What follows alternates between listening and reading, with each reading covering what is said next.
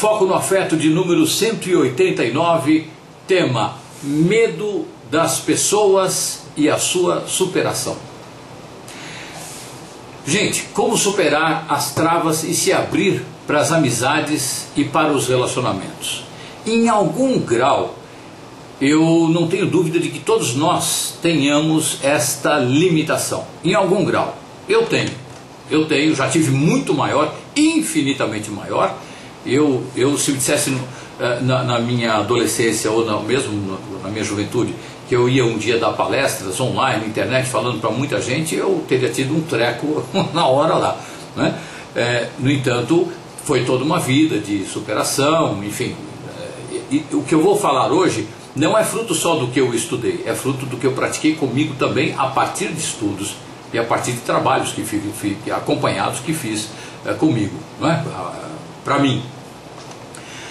Eu tenho certeza que em alguma medida todos nós tenhamos esta limitação, medo de pessoas, medo de gente, medo de convívio social, mais conhecido tecnicamente na psicologia de fobia social, mas eu vou preferir tratar aqui como medo de gente mesmo, no popularzão mesmo, porque é nessa linha que eu quero seguir, falar uma linguagem mais simples, o mais simples possível, tá?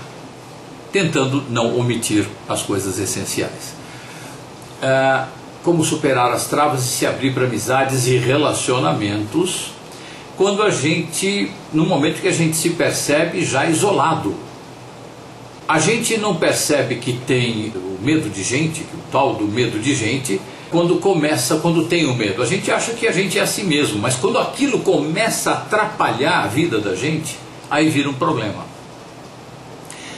E aí a gente percebe, poxa, então eu preciso me relacionar. E a gente tem amigos, colegas, pessoas colegas de trabalho, de faculdade, de escola, que tem uma desenvoltura relacional, uma desinibição bem legal, pessoas simpáticas que conseguem cativar pessoas, não para manipulação. Tem os que fazem para isso também, mas a gente admira aqueles que fazem isso não para manipulação. Eles fazem isso porque são assim, e é gostoso. Tornam-se pessoas muito queridas, pessoas muito bem-vindas, pessoas convidadas para as coisas, porque elas levam uma certa luz quando estão presentes nos eventos, nos encontros, não é? A gente percebe essas pessoas, e quando a gente se percebe com pouca ou quase nenhuma habilidade relacional, com medo de gente, com medo de situações sociais, aí a gente percebe que tem um problema.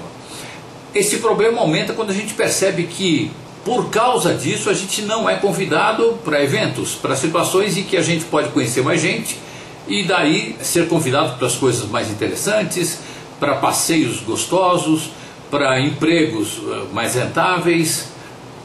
A gente percebe que tem uma limitação, uma deficiência. A gente carimba assim: eu sou deficiente em alguma coisa, não sou uma pessoa especial. A gente dá o título de deficiência. Eu tenho uma deficiência relacional. Muitas vezes a gente não traduz isso em palavras, mas tem essa sensação de insuficiência, deficiência relacional. E isso, dificilmente a pessoa que se percebe assim, ainda sendo jovem que eu digo dos 15 até os 25, 30 anos, dificilmente ela vai perceber que isto é uma coisa curável. A gente fica achando na cidade que a gente é assim. Eu sou assim, então eu vou ter que me virar, eu tenho que fazer alguma coisa que não precisa de contato com pessoas. Então aí o cara vai ser, digamos, um técnico em informática que trabalha dentro da casa dele, que ele não fala com ninguém. Tem, por exemplo, um cantor muito famoso de bossa nova, não vou citar o nome aqui, mas que ele vive trancado na casa dele. Não sei se ele tem medo de gente, nunca ouvi uma declaração dele nesse sentido. Os amigos falam que é uma pessoa extremamente atípica, uma pessoa excêntrica, um pouco neurastênica no trato com pessoas, mas é um cara completamente trancado. Ele pede comida, ele não sai, ele pede comida em casa, ele pega a comida, o cara deixa a comida lá de fora, ele faz o depósito bancário pela internet para o restaurante. O sujeito que entrega, o entregador, ele deixa ali na porta dele, ele tem um acordo lá com o prédio que ele não desce lá para buscar, o cara deixa na porta do apartamento dele, ele fica olhando o buraco da fechadura. Quando o cara pega o elevador, vai embora, aí ele vai lá e pega a comida e pô, ele não quer ver ninguém.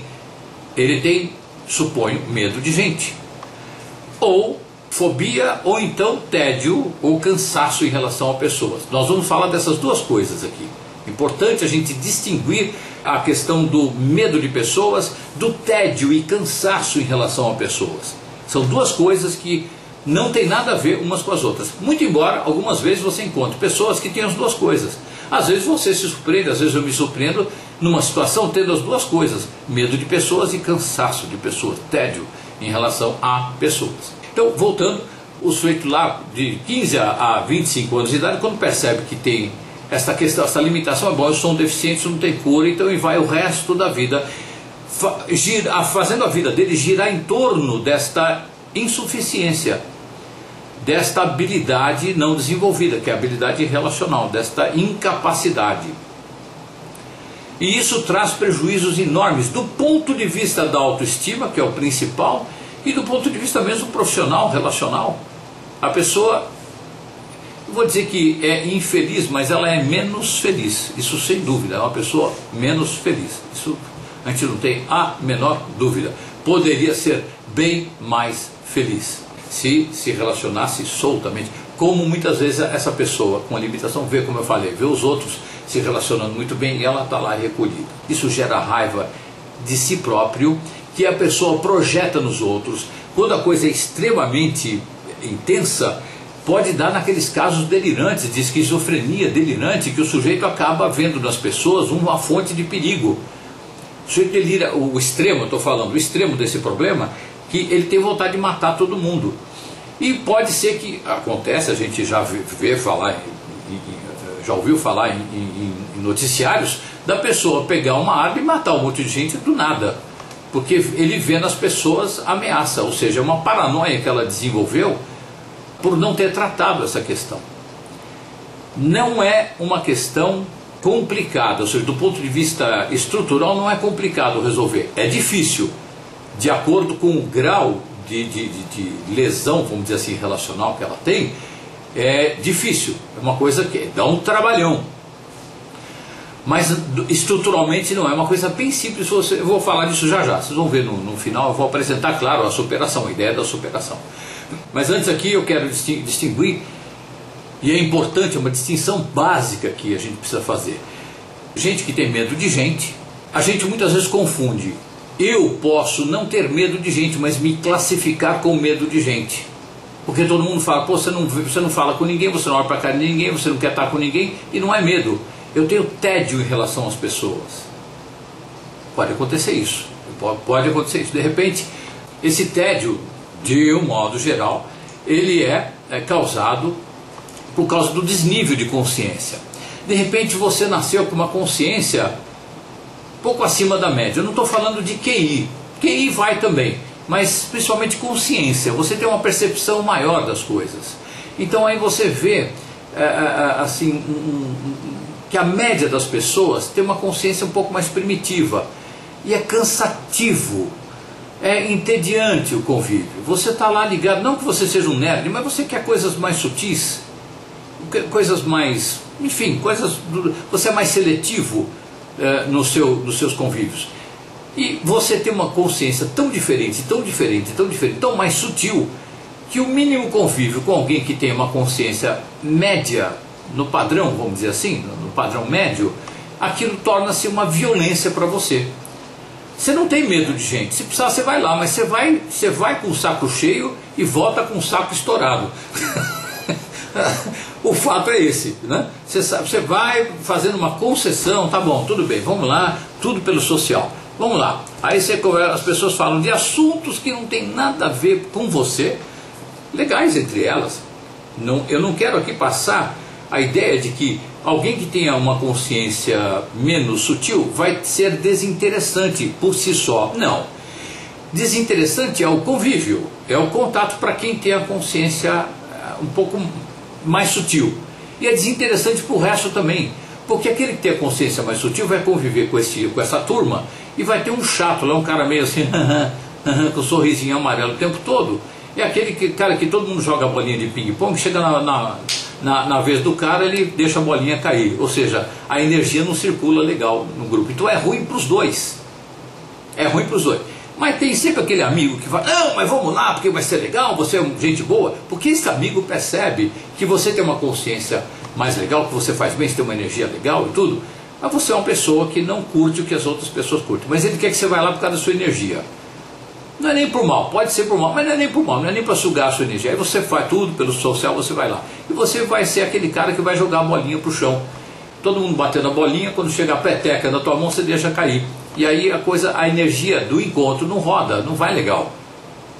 Isso não coloca você como superior por ter uma energia mais sutil, e nem os outros também como inferiores por terem uma energia menos sutil. Isso não tem nada a ver com generosidade, colaboracionismo, cooperação, afetividade, amor. Isso não tem nada a ver com isso aí. É uma outra pegada, é uma outra história. É um nível de percepção, é diferente. Então, claro, você quer conviver com pessoas que têm um nível parecido. Mas aí você não foi suficiente perceptivo para atrair essas pessoas. Você fica triste, você fica o tempo todo de saco cheio com a média das pessoas. Você liga a televisão, mas que saco. Você vai numa rua, na rua você vê pessoas conversando, você olha as pessoas que têm um nível mais primitivo do que o seu, que saco e tal. Você jamais vai, nesse caso, você jamais vai ficar imaginando gostosamente, que legal, né? Tem gente, eu não vejo quase não tem, é muito raro, né? Mas tem gente com uma energia mais sutil, com uma consciência mais sutil. Eu só não estou convivendo, mas olha, que legal, é bom, eu gostaria de encontrar, eu quero encontrar, eu vou encontrar essas pessoas. Já estou me sentindo convivendo com essas pessoas. Com isso, com esse sentimento positivo, que é tudo, você atrai, você acaba descobrindo, digamos assim, entre aspas, a sua tribo, que tem uma consciência mais sutil. Aí você vai para o convívio social com esse pessoal, vai ser uma delícia, porque eles têm um jeito parecido com o seu, em termos de nível. Esse tédio, em geral, acontece por causa do desnível de consciência e ou das diferenças culturais significativas. E também por uma certa dose de intolerância. E aqui que pega, gente, aqui que o bicho pega. Nós somos seres relacionais. Tem gente que tem menos consciência do que você, ou tem uma consciência diferente, ou tem mais consciência que você, e o convívio não é das 10 melhores coisas do mundo. Mas se você tem uma energiazinha sobrando, não custa nada você chegar ali e espalhar um pouco de amor. Tenha você menos consciência do que aquela tribo ou mais consciência. Tenha você, digamos, uma percepção menor ou maior. Porque você não vai pelo nível da consciência, você vai pelo ato amoroso. Aí que está a pegada. Você supera as diferenças culturais, as diferenças de nível de consciência, porque você vai na pegada do amor. E isso é tudo. Quando você vai na pegada do amor, você convida essas pessoas a uma interação amorosa. Na hora de abraçar, na hora de dar uma risada de uma piada que para você não tem muita graça, mas você está achando graça da alegria dos outros. Você está conectado na energia do amor. Você não está ligado no teor da piada, que a piada é, nossa, que piadinha, meu Deus, que coisa sem graça, coisa infame. Você está ligado no riso, você está olhando a cara da pessoa rindo, você não está nem prestando atenção do que ela está rindo. Você está prestando atenção no riso, na energia dela. E aí você entra em comunhão amorosa. Beleza, aí desnível de consciência, desnível cultural, vai para o lixo. Isso aí vai para o lixo. Porque prevalece ali a comunhão amorosa, que é possível entre qualquer nível de consciência e outro qualquer nível de consciência. Porque a pegada é amorosa, a postura é amorosa. Com isso eu estou dando um recado para aquele arquétipo do intelectual, que não vou conviver com pessoas que têm menos consciência do que eu, menos percepção do que eu. O cara metido, mas que erra ao falar. Ou seja, ele acha que sabe muito e ninguém sabe o suficiente. Ninguém sabe, a gente está aprendendo aqui. Mas por ele ter uma percepção um pouco maior, ele se acha, nesse caso se acha superior. Então ele não está ligado no afeto. Ele está ligado no convívio do status. É poder, o status dele, status intelectual. Não porque eu tenho 15 pós-graduações, 10 mestrados, 8 docs, pós-docs e não sei o que mais, né? Então para ele vale isso. Não estou denegrindo mestrado, pós-graduação, doc, nada disso. Muito pelo contrário, a gente tem que aplaudir isso, né? É aplaudível isso, tá? Mas quando a pessoa foca nisso como elemento de poder, aí há um equívoco essencial. Aí ele vai pela elitização.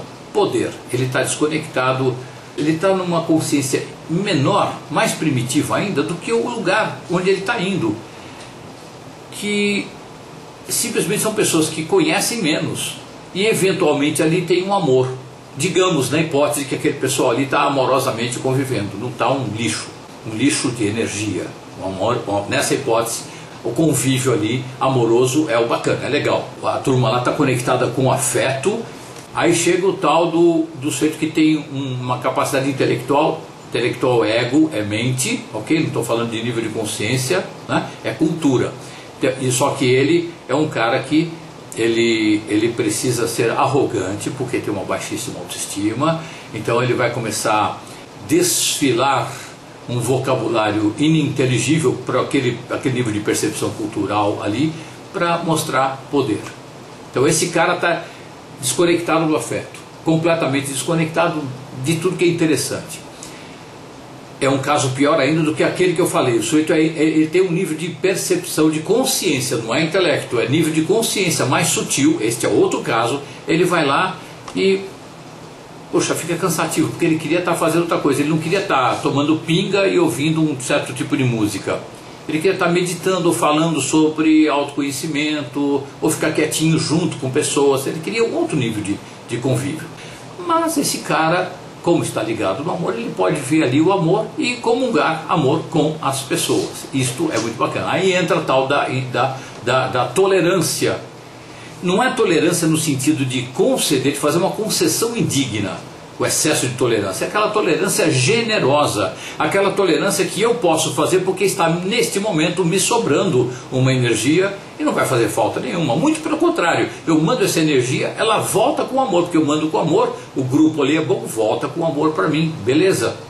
Ótimo, tá saudável, saúde para tudo que é lado.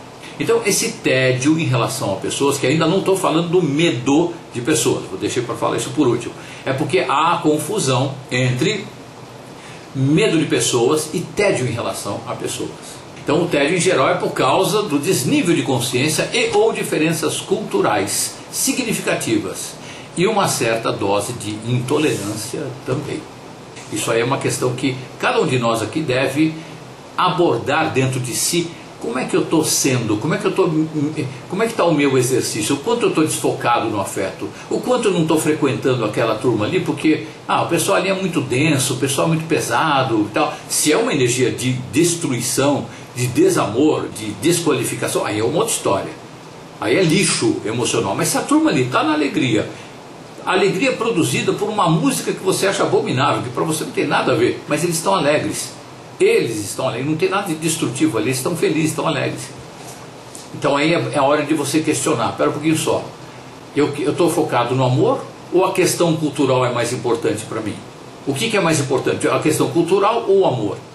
E aí, gente, tá aí, isto aí divide vidas, meu Deus, inviabiliza certos pares amorosos que seriam maravilhosos, por causa de diferença de idade, diferença de crédito, diferença de raça, diferença de nível cultural, a gente perde grandes vivências amorosas na vida da gente, seja no amor romântico, onde há sexo, no amor entre amigos, entre parcerias profissionais que podem ser extremamente saudáveis, a gente perde por causa desse pré-conceito.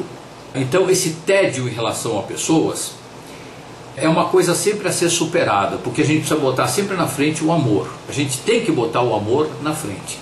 É lógico, eu vou conviver 24 horas por dia, uma semana, 2 semanas com esse pessoal? Não, eu tenho a minha dose de convívio, mas eu não vou deixar de participar, eventualmente, quando aquilo produz uma certa alegria, produz amor.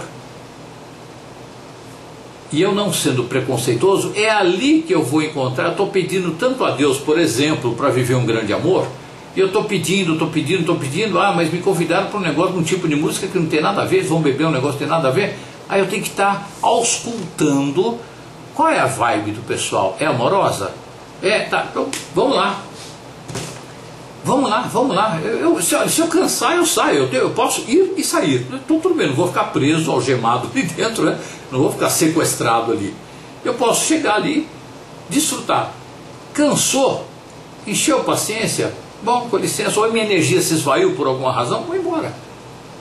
Sempre antes da lesão relacional acontecer.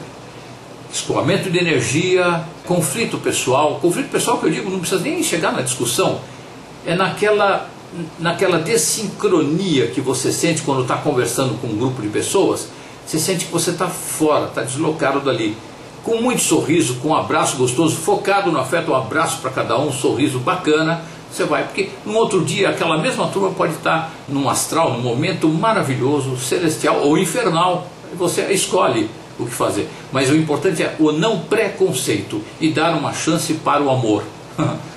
Dá uma chance à paz e dá uma chance ao amor, dá uma chance à luz, não importando aonde aquilo esteja acontecendo.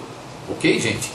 Distinção básica para a questão de medo de pessoas, que muitas vezes a gente confunde. Eu tenho tédio em relação a pessoas e fico achando que tem medo das pessoas. Não, o tédio é uma outra coisa. Por causa do desnível de consciência e ou diferenças culturais significativas e também a tal da certa intolerância. Vamos falar um pouquinho mais dessa intolerância, porque a pessoa viveu ou vive uma vida de concessões indignas, o intolerante, tá? O cara que está entediado, intolerante com as pessoas. O intolerante, o entediado, intolerante, não é?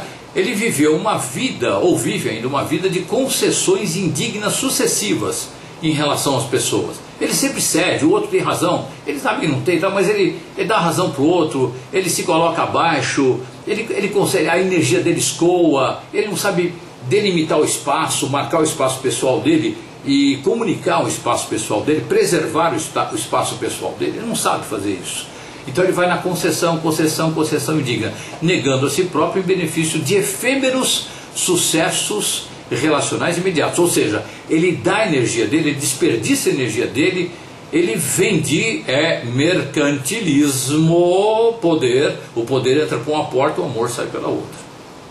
Para o amor voltar, o poder tem que sair. Então ele botou o poder, ou seja, eu vou lá, eu sou bem concessivo, eu dou uma risada que eu não quero dar, eu elogio alguém que eu não quero elogiar, que eu acho abominável, mas eu elogio, vou puxar o saco do pessoal, porque aí eu quero, aí eu vou conseguir um sucesso relacional efêmero, mas que atende a algum interesse imediato meu, que é de repente ser convidado para um evento que eu quero ser convidado. Então eu vou lá, puxo o saco de todo mundo, isso está cheio na nossa sociedade, ainda em estado de praga biológica, nossa, tenho certeza que eu estou chovendo molhado para todo mundo que está aqui presente quando eu falo desse assunto, gente. Então aquele cara que nega a si próprio, faz concessões indignas, aí chega uma hora que a pessoa não quer ver ninguém, porque ver alguém significa anular a si própria. E não precisa ser assim, só lembrando, isso não precisa ser assim, basta delimitar o espaço, basta não ficar puxando o saco das pessoas, eu procurar por afinidade, eu ter um foco no afeto, porque com foco no afeto, a prosperidade chega até a mim, o amor chega até a mim, a saúde chega até a mim, né? Mas esta consciência do sujeito que tem tédio em relação às pessoas e se torna intolerante, ele foi por este caminho aí. E chega uma hora que a pessoa não quer ver ninguém, porque para ele ver alguém, no histórico da vida dele, que ele aprendeu a se relacionar dessa forma, ver alguém significa anular a si próprio. E ele não quer isso, ele já está com o saco cheio, não sabe o que fazer. Então ele quer se isolar. Bastaria dizer não, como falei agora há pouco, bastaria dizer não, simplesmente, pontualmente dizer não, não para isso, não para aquilo, sem ser antipático, não vai perder o contato, não vai, e se perder o contato porque disse um não, então graças a Deus que o contato foi embora, porque é um contato indigno. Esse contato aí, cedo ou tarde, iria me trazer uma colisão, rota de colisão. Então é melhor que não tenha rota de colisão, então eu vou para o que eu quero por outro lado, de preferência pelo lado do afeto.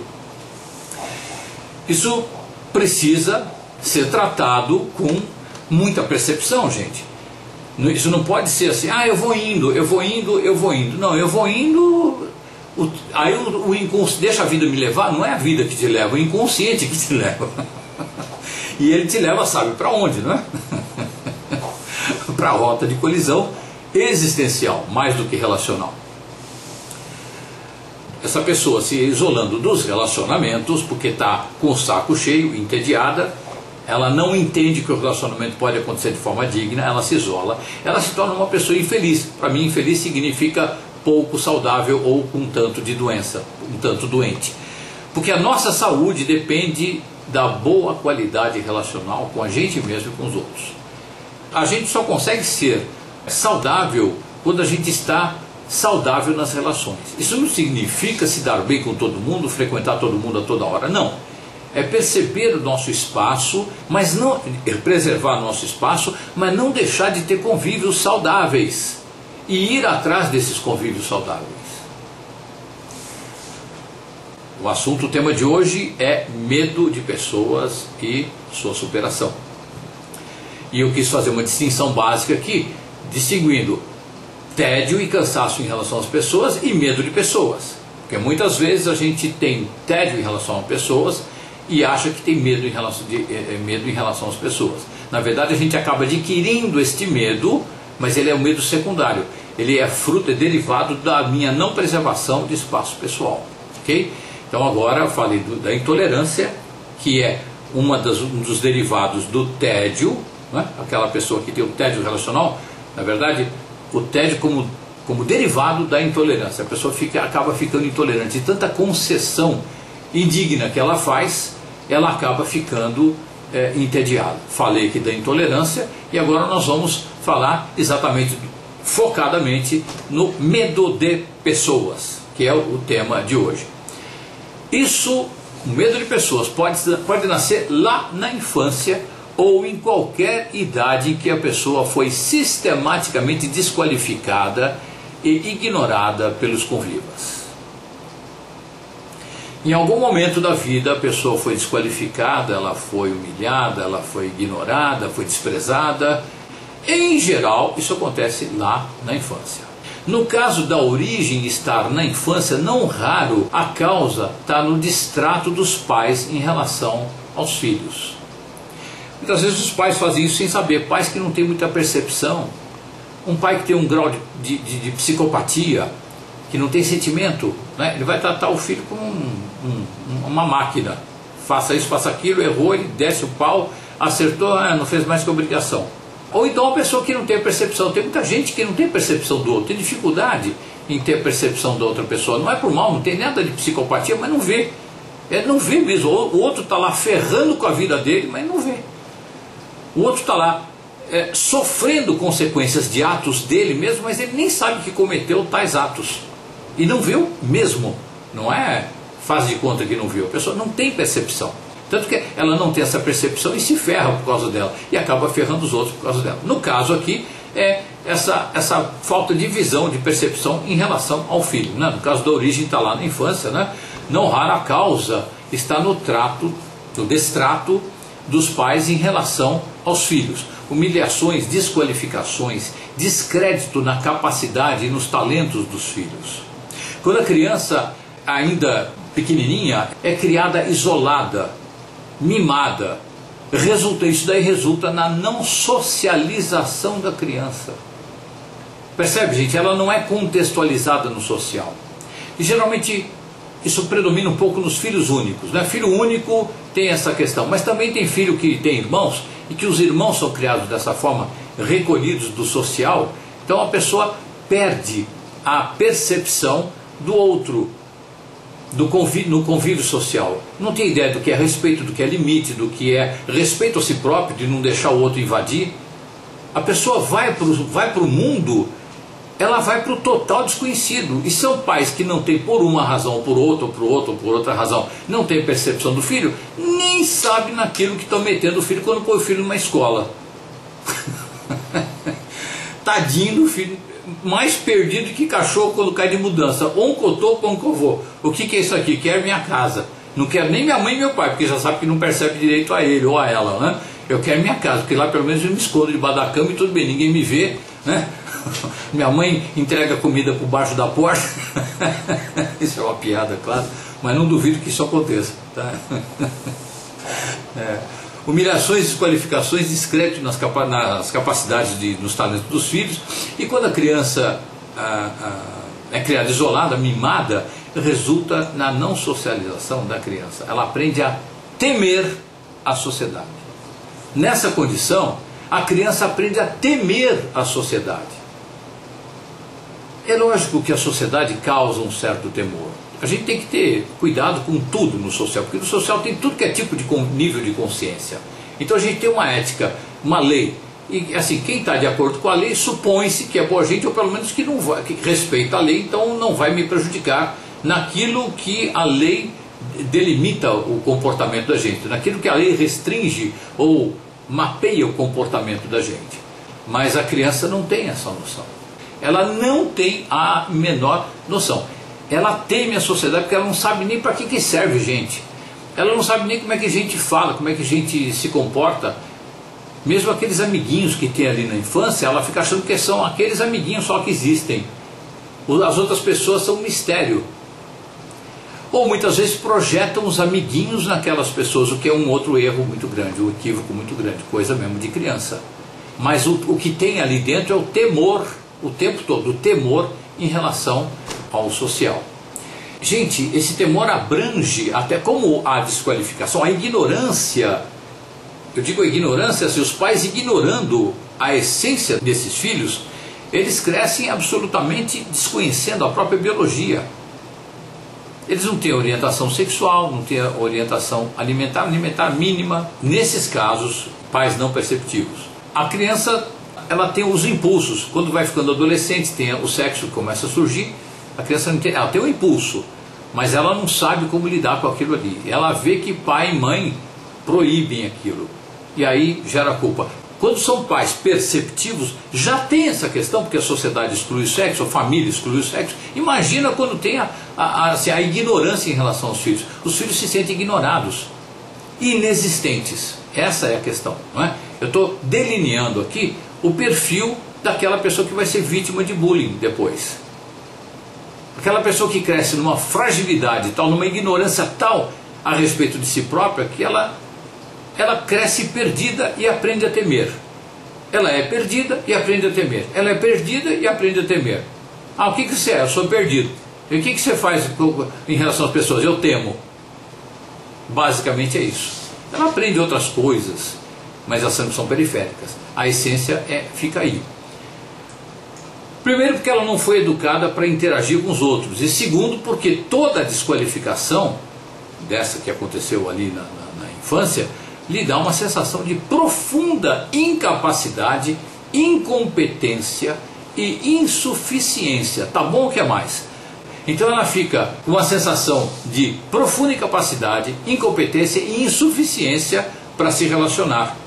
Ela fica achando que se for se relacionar, ela vai ser mais desqualificada ainda, porque ela aprende a temer. Ela teme o quê? Teme um perigo. Ela atribui o quê? Que a sociedade vai acabar com ela. Ela teme, ela não conhece, é o desconhecido. Para ela é o desconhecido, ok?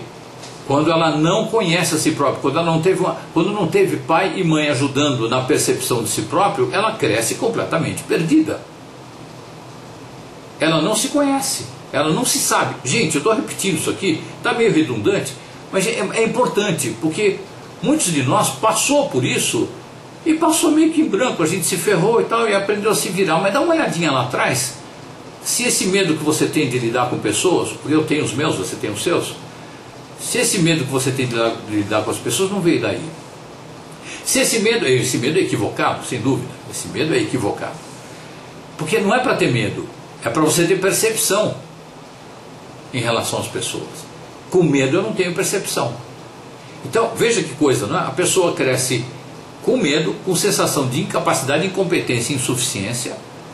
Tudo isso junto impede da pessoa desenvolver a percepção em relação ao outro, ou seja, ela cresce temendo cada vez mais, ignorando cada vez mais a si própria e ao outro.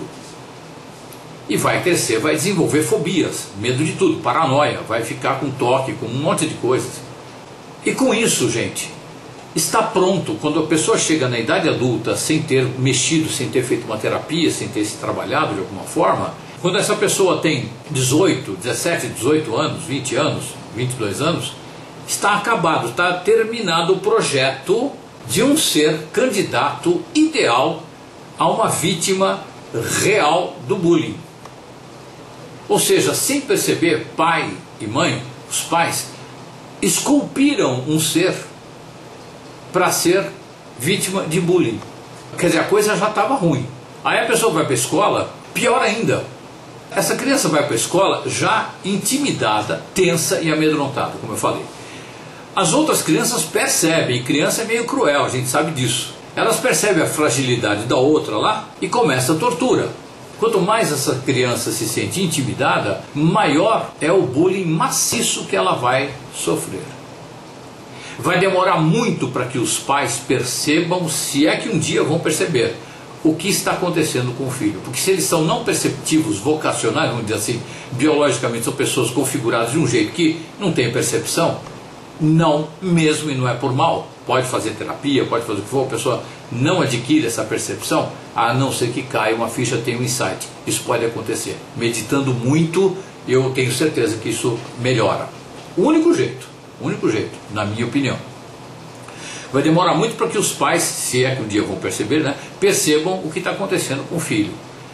Esses pais sequer perceberam o que eles próprios fizeram com o filho. Aí quando o filho chega da escola, que ele sofreu bullying, aí não raro esse tipo de pai e de mãe, você é trouxa, você é aí derruba mais ainda a criança. Denigre mais a criança, não percebe que a criança não tem percepção dela e não tem percepção relacional. Não foi preparada para lidar com o mundo. Foi preparada para se sentir incompetente, insuficiente, incapacitada. O negócio é grave, gente, é grave. Esses pais sequer perceberam o que eles próprios fizeram com o filho. Pais sem percepção do outro, das outras pessoas, ou com algum grau de psicopatia, né? Ou seja, como eu falei, aquelas pessoas que não têm percepção do outro, ou então tem um grau de psicopatia, ausência de sentimento. O que não tem percepção do outro, não percebe o que o outro está sentindo. Não é psicopata, ele sente, mas não percebe o que o outro está sentindo. Então ele vai fazendo pelo protocolo. Aí é assim que faz, ele vai pelo cartesiano, pela regra. Aí ele aplica a regra com o filho, mas não vê o que o filho está sentindo. Chorou, ele fala, não, tem que fazer. Eu fiz, você tem que fazer. Porque ele não tem empatia, ok? Ele não tem empatia, tem sentimento, não tem empatia. No caso do psicopático, ele não tem empatia nem sentimento. Então é para fazer assim, e acabou. E não é, a criança muitas vezes cresce, vira um adulto e fala, pô, meu pai foi frio comigo. Ele é frio. Não é que ele foi frio com você, ele é frio. Não podia ser diferente. Lamentável isso. Mas aí, gente, eu quero aqui fazer um parênteses. No meu entender, eu acredito, eu creio, eu tenho para mim como um fato, não espero que vocês tenham, eu acredito em reencarnação, e eu acredito também que a gente pede a configuração de vida que a gente tem aqui, justamente porque isso aqui é um aprendizado. Então é assim, eu entro numa faculdade, eu já sei que eu vou aprender ali, eu já sei que tipo de exercício eu vou fazer para aprender o que eu quero aprender. Eu entendo a encarnação aqui na 3D desta forma. E desta forma entendo que eu pedi para nascer, digamos, que tenha pedi para nascer filho de um pai que é um psicopático, de uma mãe que não percebe os outros e por aí afora. Não é? Eu pedi isso como aprendizado para a minha evolução, para a minha expansão de consciência. Tá? Nesse caso não é por mal. Eu estou citando aqui o caso de que não é por mal. Tem gente que faz por mal, faz por vingança. Resolve, pega lá o filho, pega a filha, bom, vou me vingar nele ou nela porque eu tenho autoridade. Gente aí muito mal resolvido e desce o cacete nos filhos por vingança, porque a vida foi muito ruim com eles, então eles têm raiva, têm revolta e descontam nos filhos, que é um outro caso. Eu estou pegando o caso que eu entendo como sendo o mais leve, que não houve intenção, né? Não houve intenção de pai e de mãe de lesar os filhos. Um porque tem a configuração psicopática, não tem sentimento, não tem empatia, e outro porque não tem sentimento, mas não tem empatia, não tem a percepção dos outros. Aí são os maiores produtores de vítimas de bullying. Porque a criança cresce sem noção dela mesma, sem noção relacional, sem a noção da sociedade, ela não é percebida. Em não sendo percebido, você sofre desprezo. E desprezo é a pior coisa que alguém pode fazer em relação a outro ser humano, ou até bicho, qualquer animal, qualquer ser vivo. Porque nós somos feitos para serem incluídos, para nascermos incluídos, permanecermos incluídos. Se a gente se sentir excluído, a gente sente que morreu um tanto. E é o que acontece com esse tipo de de criança que cresce desta forma. Eu estou delineando aqui a carreira, vamos dizer assim, de uma pessoa que acaba desenvolvendo fobia em relação a pessoas. A criança cresce se virando, gastando uma imensa energia fazendo o básico da vida. Aquilo que todo mundo faz assim, facinho. Estudar, ir numa festa, fazer o discurso lá da formatura, fazer uma chamada oral lá na frente da sala de aula. Essa pessoa, essa criança que cresceu com essa configuração de desprezo, desqualificação, essa criança cresce absolutamente traumatizada e vai, na melhor das hipóteses, ela vai trabalhar para superar as limitações e vai ser um sacrifício. Ela vai gastar 10, 20, 100 vezes mais a energia que gastaria se não tivesse essas questões. A vida vai custar muito caro para ela. Energeticamente a vida vai ficar caríssima para essa pessoa. Ela acaba desenvolvendo uma capacidade muito grande de superação. Esse é o lado luso da história. Ou seja, dá um peso grande para ela levantar, a musculatura vai ficar legal. É só ela ter jeito de não pegar um peso maior do que pode aguentar. Coisas que para as outras pessoas não representam nenhum problema, para elas representam um trauma diário. Para essas crianças, adolescentes, jovens e até adultos ainda no início da vida adulta.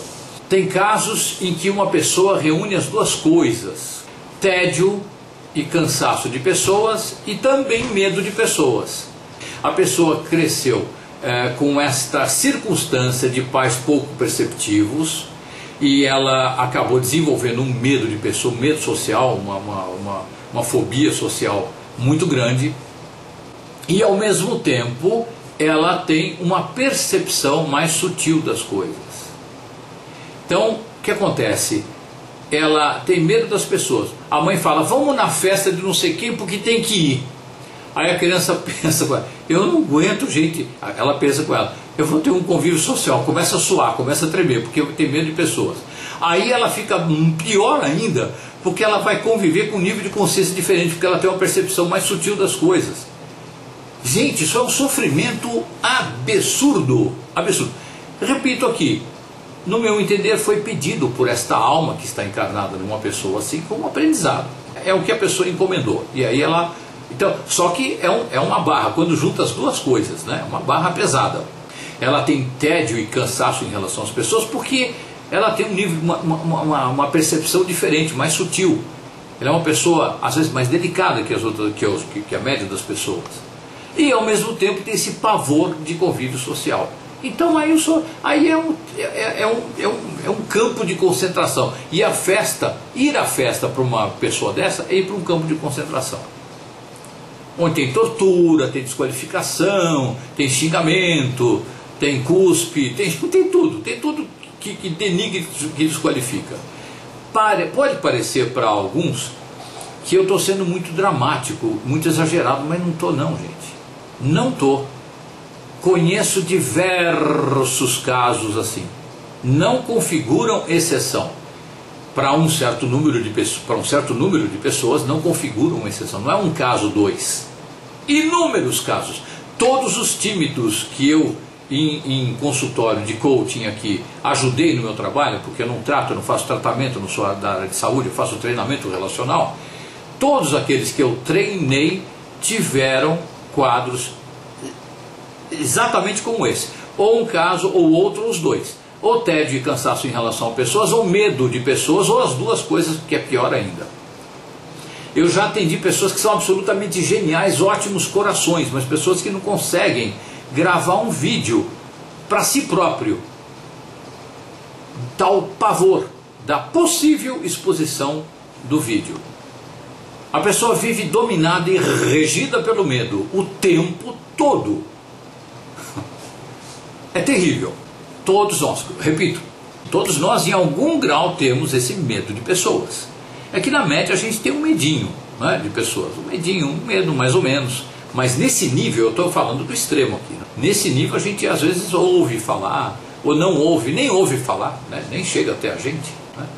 É que como eu trabalho com treinamento de relacionamento, então para mim isso chega frequentemente. Não senta aqui alguém que fala ali, tá tudo bem, eu não tenho nada para resolver, vim aqui só te conhecer. Não tem isso.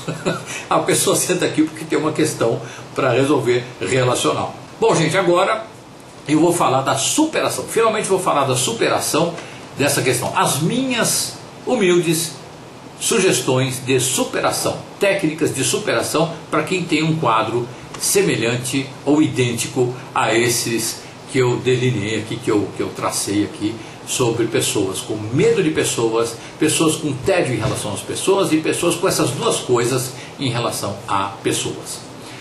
Superação. Eu vou dizer o seguinte, olha, se você tem essa questão, essas questões, você precisa treinar o convívio com as outras pessoas. Ah, mas como é que eu vou treinar se eu não consigo nem ver? Eu tenho bode de ver, eu tenho medo e tenho também bode de pessoas, eu tenho tédio em relação às pessoas. Você quer superar isso? Você tem que encarar um treino. Parado, se você não fizer nada, você não cura isso aí, você não resolve isso aí. Só se você treinar, tentar e persistir no treino.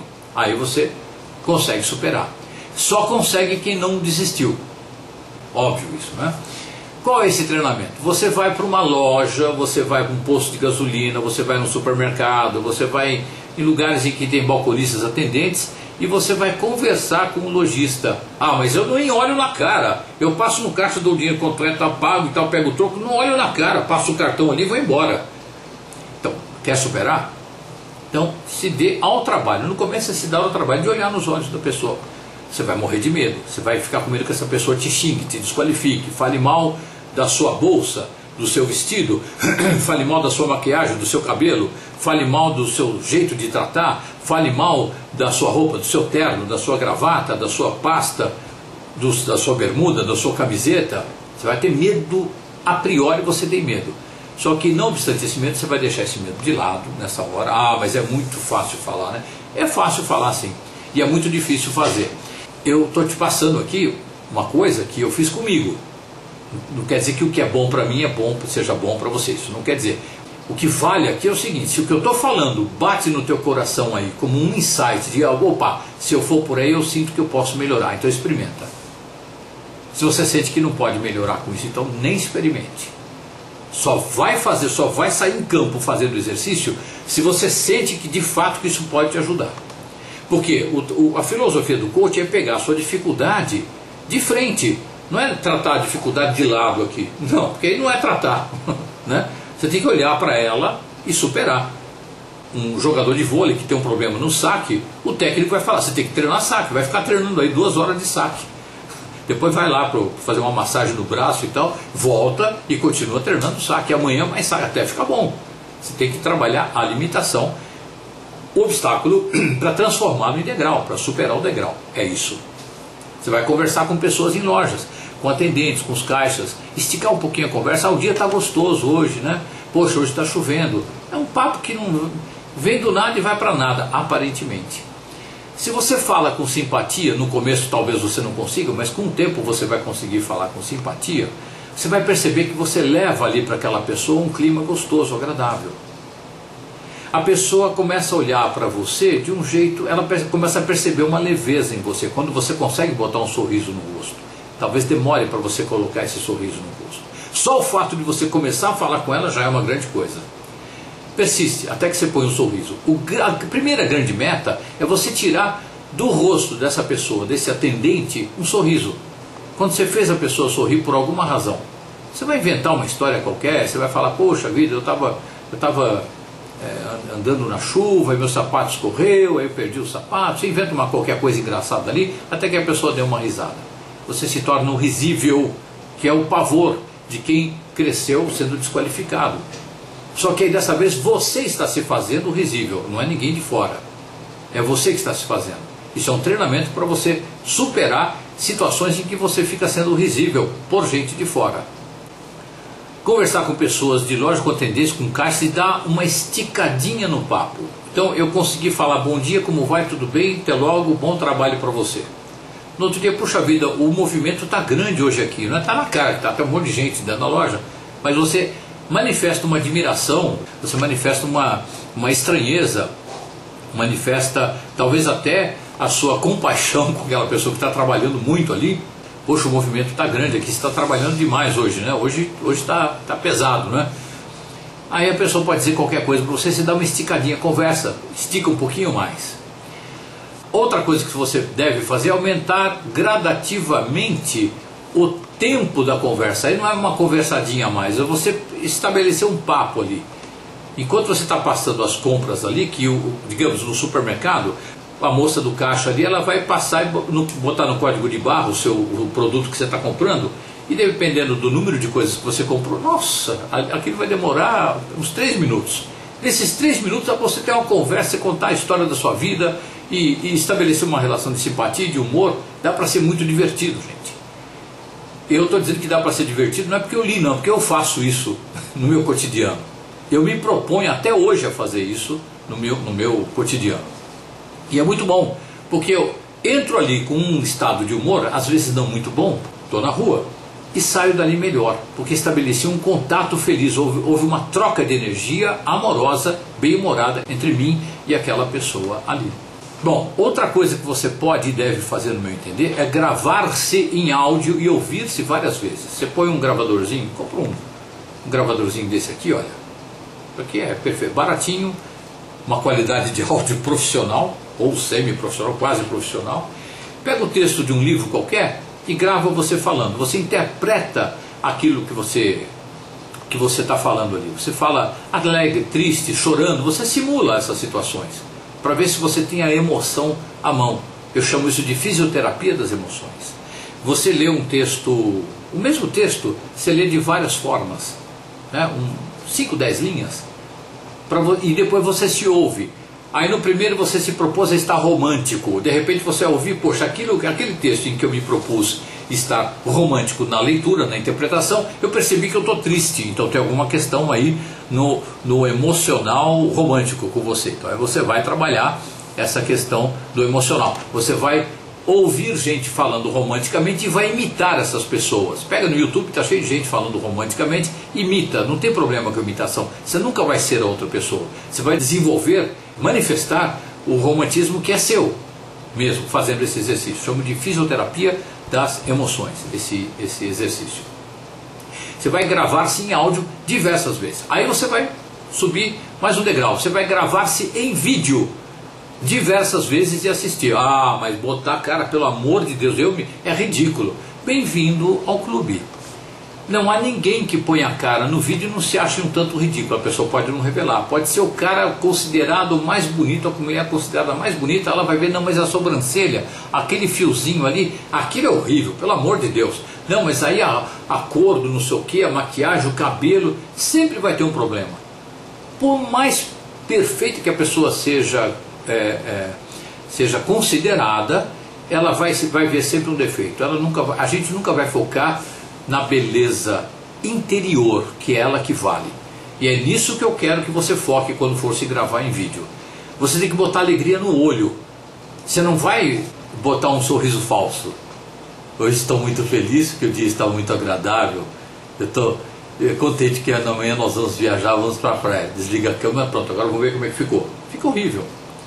Agora, se você coloca um sorriso no olho, alegria no olho, hoje eu estou muito feliz porque amanhã a gente vai viajar, vai viver um dia maravilhoso, vamos para a praia, vai ter um sol maravilhoso, eu vi a previsão do tempo, vai ser muito gostoso, é outro papo.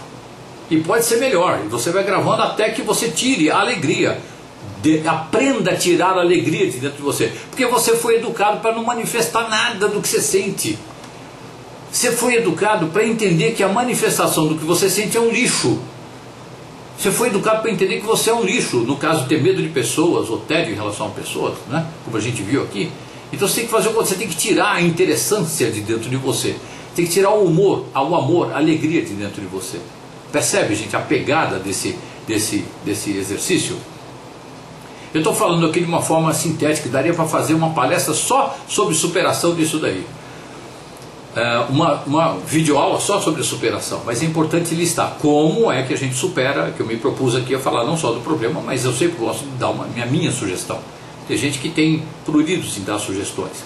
Eu não, faço questão de dar minha ideia, porque nós somos uma relação, eu dou a minha sugestão, mas eu não sou dono da verdade, a verdade não existe. Ninguém é dono de uma coisa que não existe, não tem dono da verdade, até porque ela não existe, né? Por exemplo, você deve receber ligações de telefônica, de net, de serviço de internet, de cartão de crédito, tentando vender coisas por telefone, o que é uma invasão à sua privacidade, a não ser que você tenha pedido. Mas em geral não. As pessoas ligam com as ofertas mais mirabolantes. Aproveita para dar uma esticadinha, ou mesmo quando você estiver ligando para fazer um reparo em algum equipamento que você tenha, dá uma esticadinha na conversa, pega o telefone e fala. Tem gente que não consegue pegar o telefone e falar. Eu não estou condenando. Quem sou eu para condenar? Eu sei a origem disso aí. Você foi educado para ter certeza que você é um lixo. Para ter certeza que todo mundo que chega perto de você vai descer o pau em você, vai te denigrir. Você cresceu para isso. Você foi educado para isso. É lógico que você vai ter pavor de conviver com as pessoas, mas você vai superar esse pavor. Você vai perceber que você é interessante. Você pega o telefone, liga lá para onde você for falar e fala sorrindo com a pessoa. Bom dia, tudo bem? Como é que vai você? Meu nome é esse, o seu nome como é que é? Então, eu estou ligando para pedir um serviço, até rezei para Nossa Senhora da Tecnologia para resolver o problema. Você inventa uma piadinha na hora, com o tempo você fica bom ou boa e improviso.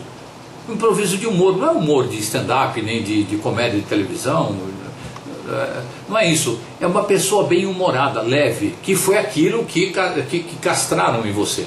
Você vai renascer. Isso tudo para provocar um renascimento da relacionalidade que foi soterrada em você. Estica essa conversa telefônica com essas empresas prestadoras de serviço de modo a provocar risos no atendente. Você pode inventar histórias maravilhosas, brincar. A outra pessoa está do outro lado naquele. Imagina a vida de um atendente de telemarketing. Meu Deus do céu, é reclamação o dia inteiro, xingamento. Liga alguém com bom humor, ainda que pedindo ou fazendo uma reclamação, pedindo um serviço, mas com bom humor, com leveza, com humor. É a melhor coisa que você pode fazer por alguém e por você. Vamos juntar dois bons serviços?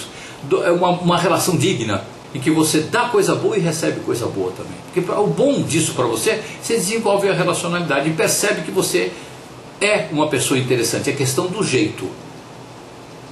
Disseram para você que você não é interessante de jeito nenhum. Você vai descobrir que de algumas formas você consegue manifestar o quão interessante você é. Esta é a meta desse tipo de exercício. E por último, nessa categoria aí de exercícios, nessa linha de exercícios, é desenvolver personagens caricatos, fazer uma voz de outra pessoa, ficar brincando, porque você sai da rigidez do seu ego. O seu ego, eu suponho, o medo de pessoas. Você está lá reprimido, sério, tenso, respirando pouquinho, com o diafragma quase não mexe, é mais a parte de cima, com aflição, somente na hora de se relacionar, você está suando, tremendo, taquicardia, né? Adrenalina, e você parado ali, né? Então, se você começa a desenvolver um personagem, você tira férias de você.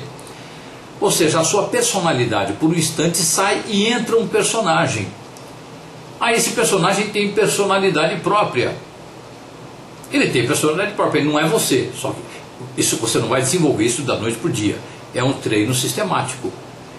Isso tudo exige comprometimento. Treino, coaching, treinamento exige comprometimento. Você tem que se comprometer com a ideia. Aí você supera. Não tem como não superar. Não tem como não superar. Pode demorar 1 dia, 2 dias, 1 ano, 2 anos, 3 anos. Vocês podem ver no meu mural algumas pessoas dando depoimento sobre o trabalho de coaching que fizeram comigo aqui. Eu não estou dizendo que é só o meu trabalho que resolve, não é isso não. O trabalho de coaching bem feito resolve, ajuda bastante, mesmo. Essas pessoas às vezes me elogiam e falam, poxa, se não fosse você, eu não teria chegado onde cheguei. Mas o que eu digo é o seguinte, é 30% meu na história e 70% no mínimo da pessoa. Eu estou sendo bem generoso na distribuição de mérito aqui. No máximo 30% eu e no mínimo 70% o treinado, a pessoa que faz o trabalho de coaching, que se submete ao trabalho de coaching, de relacionamento. Porque o comprometimento é todo da pessoa, eu dou a orientação. Não é orientação padrão, porque no padrão não serve, tem que ser personalizado, é customizado, para cada um é um ritmo, é um jeito, é uma pegada. O mérito é seu, você pode fazer isso acompanhado no trabalho de coaching e pode fazer isso sozinho também, se você se propuser. Ou fazer um trabalho de coaching, como por exemplo a Gisela que inventou genialmente o coaching breve. Em 10 minutos você põe a questão, eu dou um treinamento e semana que vem a gente fala mais e você vai superando. Já tem resultados maravilhosos desse treinamento de 10 minutos por semana, gente. Porque é a proposição. Tudo isso eu estou dizendo para dizer o seguinte, gente, que quem realiza o trabalho é você. Quem faz o trabalho é você. Você pode fazer acompanhado, pode fazer sozinho. Então é preciso que você tenha a disposição. Ah, mas como é que eu vou desenvolver personagem? Ah, pega uma pessoa que você viu falando na rua meio engraçado e tenta imitar essa pessoa, não denegrindo a pessoa. Vai para casa e ali você faz um personagem cômico daquela pessoa. Pessoas que têm um jeito engraçado de falar. Você nunca vai ser uma imitação perfeita, a não ser que você seja um imitador nato, o que também não é ruim, é bom, mas vai ser sempre a sua versão daquela pessoa ali. O importante é que o seu ego tira férias do seu superego repressor, porque quem está ali no teu corpo baixou o espírito, entre aspas, é claro, de um outro personagem. O seu ego está de lado, o seu superego repressor fica transtornado, porque ele foi programado para reprimir você e não o personagem. Quando você põe o personagem, você tem a liberdade de ser uma outra pessoa, de exercer no seu ego uma outra pessoa.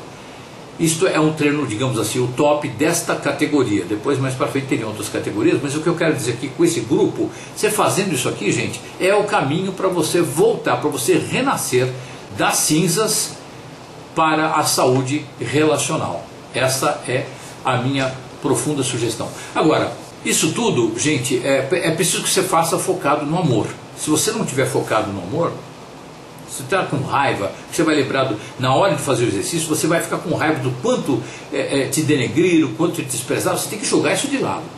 Sem lixo emocional. Medita para tirar o lixo emocional e parte com bom humor para os exercícios.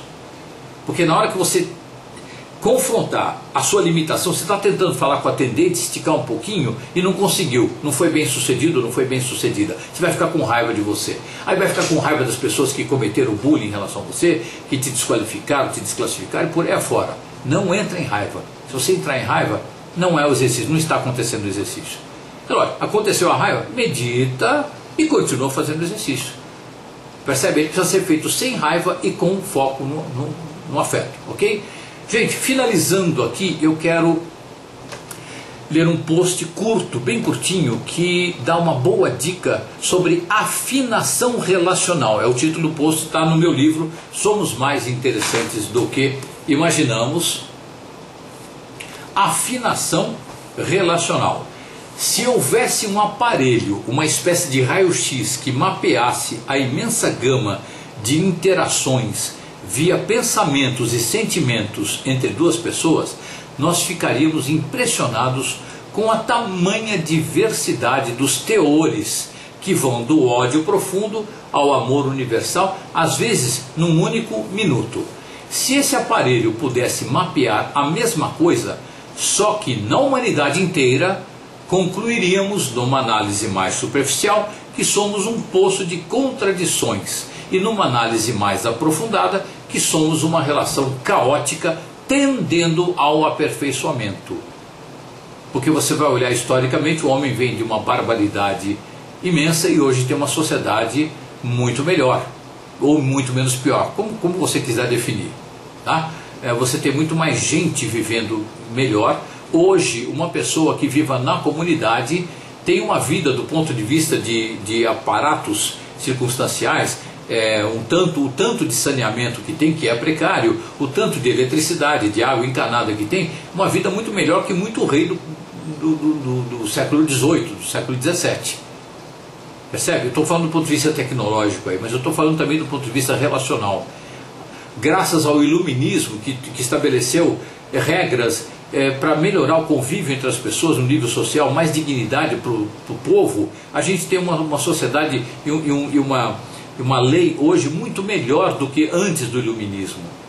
1750, em que foi Rousseau e Voltaire, dois filósofos que encabeçaram, que foram os mais conhecidos filósofos desse movimento. Deram um serviço inestimável para a sociedade, melhorando a relacionalidade entre as pessoas, tá certo? Então a gente tem sim uma sociedade hoje, tem muita crueldade, até pior, que com mais requintes do que em muitos momentos da história, tem sim, é só o lado sombra, mas se você olhar pelo lado da luz, a luz hoje é muito mais luminosa do que foi a maior luz do século XIX, XVI e por aí afora. Não é? Então, nós somos uma relação caótica ainda, tendendo para o aperfeiçoamento. Isso porque estamos em estado de praga biológica. A humanidade está, segundo a doutora Elizabeth Sattouris, ela é PhD em Biologia da Evolução, segundo ela, a humanidade está na adolescência, idade de fazer besteira. Daqui a pouco chega a vida adulta. E aí, se a gente sobreviver, a gente vai ter uma humanidade madura. Tá? A gente está a caminho disso. Se você olhar pela luz, pelo lado da luz e não da sombra, você vai perceber que as coisas, relacionalmente falando, estão melhorando. Não obstante as grandes ditaduras, as grandes sacanagens que são feitas, e as guerras, e etc., as crueldades, tudo tem. E vai ter igual sempre, só que com mais poder tecnológico. Mas a luz está maior do que a luz que tinha antigamente. Vamos olhar por esse lado? É esse o convite que eu te faço. Como cordas de um piano desafinado, as pessoas, cada uma do seu jeito, vão afinando os seus próprios tons rumo a uma relação harmônica. Que é a expansão da consciência, que acontece, queiramos ou não, acontece com cada um de nós. Quem tem este aparelho ligado pela percepção intuitiva, não perde seu tempo com picuinhas, com maldades, com raivas, com mágoas e nem com ressentimentos, porque sabe que em algum momento as relações todas ficarão harmoniosas, ficarão saudáveis, virarão uma comunhão. É apenas uma questão de tempo, que pode ser mais curto se a pessoa mantiver o seu foco no afeto. Minhas queridas, meus queridos, minhas amadas, meus amados, com isso eu encerro a exposição do delicioso tema de hoje, medo de pessoas e como superá-lo. Agora a gente vai passar para a segunda parte do nosso encontro, tão gostosa, tão necessária, tão importante, tão reestruturante, que é o momento da meditação. Para quem não sabe, a meditação é silêncio. Na hora da meditação é silêncio, não tem música, não tem nada, é você com o seu ser.